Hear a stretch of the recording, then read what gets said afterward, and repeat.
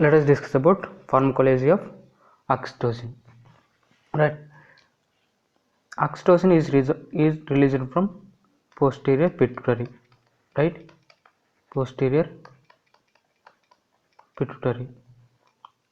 Right, this is physiology point that you should remember. If you talk about actions, the action of the action of oxytocin on uterus is to stimulate contractions. Right, is to stimulate contractions of uterus. Contractions of uterus. In uterus, only upper segment contracts. Only upper segment contracts, whereas lower segment will not contract. Right. The reason is, suppose this is uterus. Right. Suppose this is uterus. This is upper segment. This is lower segment. When upper segment contracts, baby will come down. So we have to allow passage for baby. Right. So lower segment should relax. For this reason, lower segment will not contract to allow passage for the baby to pass out. Right. So this is about action uterus. And one more important thing that we have to remember here is estrogen sensitizes uterus to oxytocin. Okay, estrogen sensitizes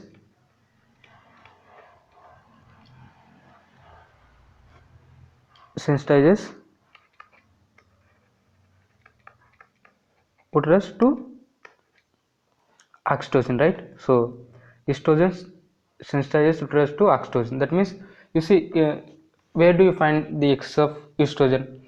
Usually more estrogen is seen in pregnancy. Right, so during pregnancy the uterus will be more responsive to the oxytocin. Right, so this estrogen, it sensitizes uterus to the oxytocin. Right, so where do you find increased estrogen level?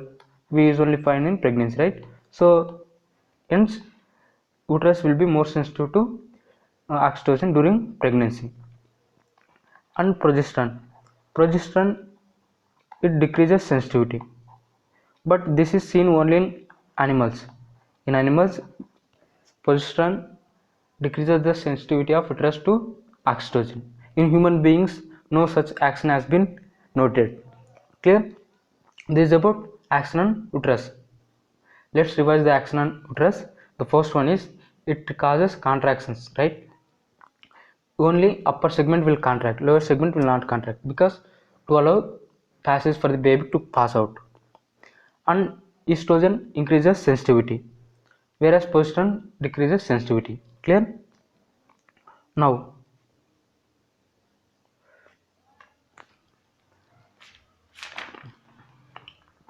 action on breast. In breast, oxytocin causes contraction of myoepithelial cells. Myoepithelial cells. Due to this contraction, milk will be ejected out. Right? Okay, so this is the action on breast. And coming to action on CVS, is oxytocin causes vasodilation.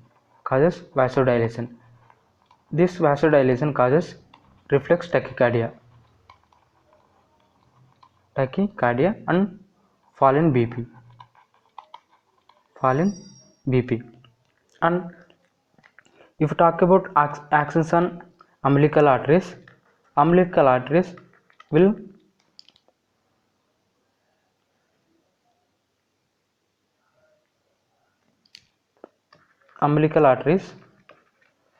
will contract. Right, so after birth, this oxytocin causes contraction of umbilical arteries. Due to this, there will be streamlining of umbilicus. Right, so streamlining of umbilical cord. So on umbilical arteries, it causes contraction. Okay, So let's revise the action on CVS. And CVS, the action is mainly of vasodilatory action.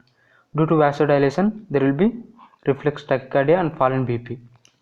And umbilical arteries, it causes contraction, right? This is about action on CVS, that means cardiovascular system. Now let's see the action on kidney.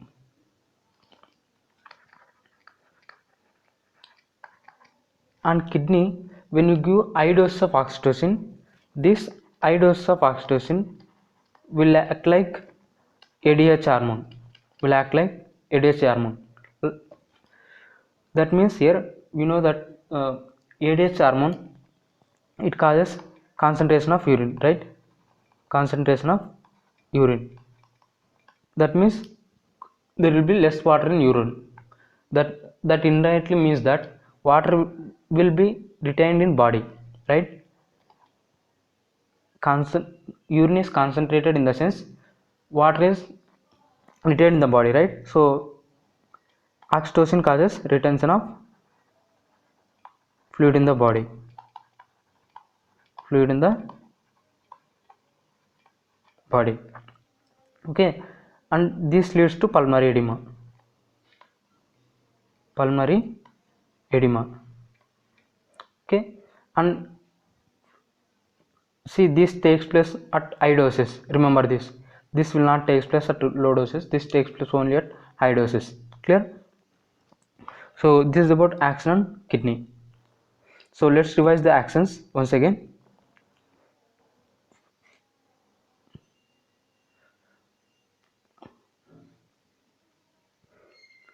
Actions, as I told you, this hormone will get released from posterior pituitary, right? On uterus, it has got contractile action. Only upper segment will contract, whereas lower segment will not contract because to allow passage for baby to come out, right? Estrogen sensitizes uterus to oxytocin, whereas progesterone decreases the sensitivity. Clear? On breast, it causes contraction of myepithelial cells, and that results in milk ejaculation. On CVS, it has got vasodilatory action. This vasodilatory action results in reflex tachycardia and fall in BP. On kidney, it has ADH like action at high doses, right? So this results in fluid retention in the body, and if you give fluid in such cases, it results in pulmonary edema. Clear? Now on umbilical arteries, it has contractile function. That means it causes contraction of umbilical artery, and that results in shriveling of umbilicus. Clear? So this is about the actions. Now let's move physiological role. What are the important? What are the functions of this hormone in human body?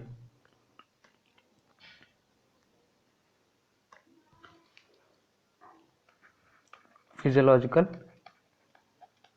role.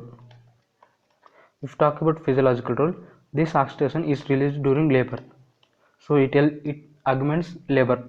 That as it causes contraction of uterus, it results in propulsion of baby out, right? So mainly pushing of baby out, right? This first and important function. And the second function is milk ejaculation reflex. Milk ejection reflex.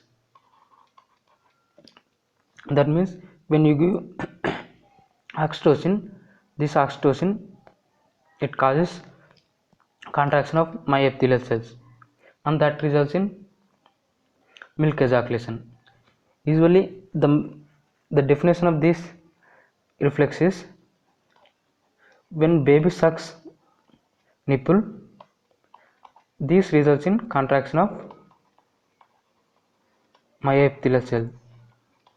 Myepithelial cell, that results in milk ejaculation. Milk ejaculation. This is the reflex. So when baby sucks, contraction of myepithelial cells, that results in milk ejaculation. This reflex is called milk ejection reflex, and this is done by oxytocin hormone, right? And next important function is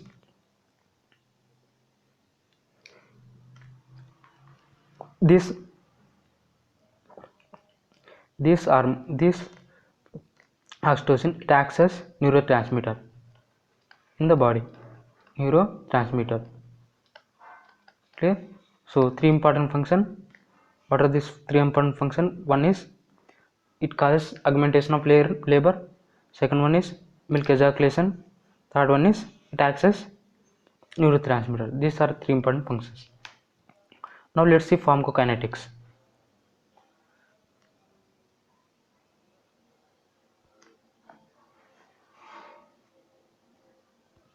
Pharmacokinetics.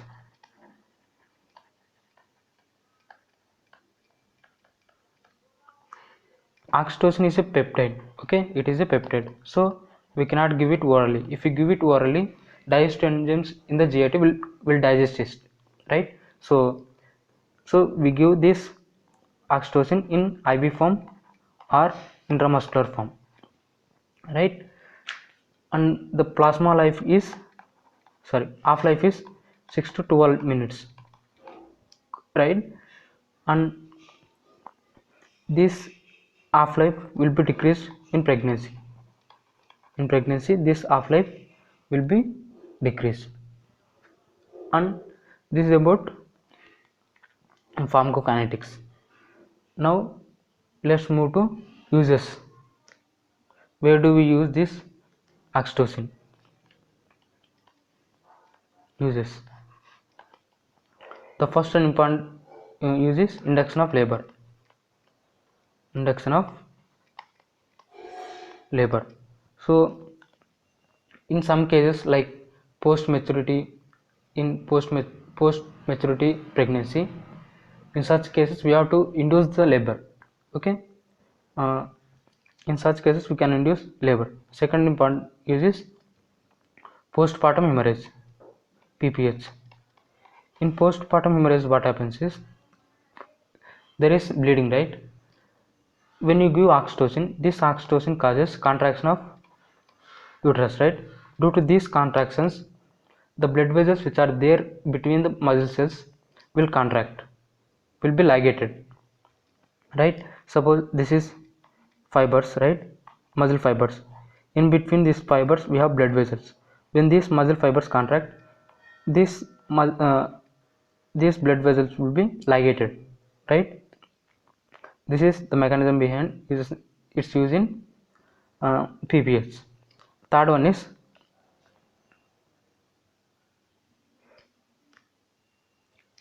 third important use is, there is no paper actually, we'll write above. Third important use is postpartum hemorrhage, breast enlargement. This breast enlargement is due to milk accumulation, right? Due to milk accumulation, breast will be increased. It appears to be more in size. So when you give oxytocin, this milk will be ejaculated out, right? So this decreases the size of breast. Clear? And fourth important use is oxytocin challenge test. Oxytocin, okay, we'll write here oxytocin challenge test. In oxytocin challenge test, what we do is we'll give slow infusion of oxytocin, very slow infusion. So as we go on increasing oxytocin concentration in the blood, at some particular point contraction of uterus will start, right? Contraction of uterine muscles will start. Due to these uterine contractions, there will be contraction of blood vessels also in the uterus, right? As there is contraction of blood vessels in the uterus, this results in reduction in perfusion of baby, right? Reduction in perfusion of baby in the uterus, perfusion of baby, and that results in increase in heart rate. If the placenta is insufficient, if the placenta is insufficient, it results in increased heart rate when uterus contracts, right? So this is what is called uterine oxytocin silent test. Let me revise it once again, this test. So this test is mainly used to find out placenta insufficiency, to find out placenta insufficiency, right? So to find this placental insufficiency, what we do is we'll give oxytocin to the pregnant woman, right? Due to this infusion of oxytocin, uterus will contract, right? This results in less perfusion to the baby, and that results in increased heart rate if the placenta is insufficient. If the placenta is sufficient, then this heart rate will not increase, right? Actually there will be increase in heart rate, but in placental insufficiency there will be severe high increase in heart rate. Okay, so there will be marked increase in heart rate in placental insufficiency if you give oxytocin. Clear?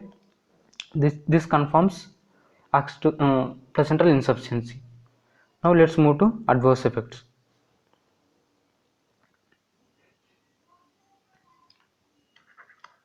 Adverse effects. Adverse effects. If we give more oxytocin, this oxytocin will cause contraction of uterus, right? Severe contractions. Due to this, there will be injury to soft tissues in the baby. Injury of soft tissues in the baby, right? So we should not give high dose. This will cause injuries to the soft tissues of baby in the uterus, right? This is the main side effect. This is something about oxytocin. Let's revise what we have discussed so far.